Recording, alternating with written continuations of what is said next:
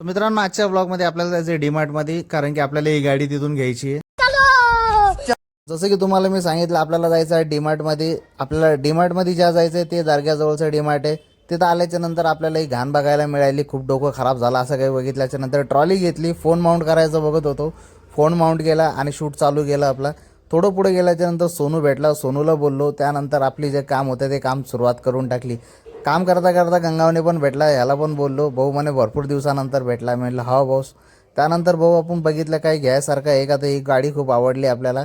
गाडी बघितल्याच्या नंतर हे टँकर बघितलं. मग टँकर एक टायमाला तो आमचा भाऊ पण चालवायचा, तो मला दाखवून नंतर कधी. ते बॉल बघितला, बॉल खेळत बसलो. इतका वेळ टाईमपास केला, येतो बॉल परत वापस ठेवू वाटत नव्हता, पण आता काय मजबुरीने ठेवावं लागलं, कारण की आपलं काही कामाचं नाही. बॉल ठेवून दिला. इथं बिल करण्यासाठी आलो, तर यांची मशीन हँग झालेली होती.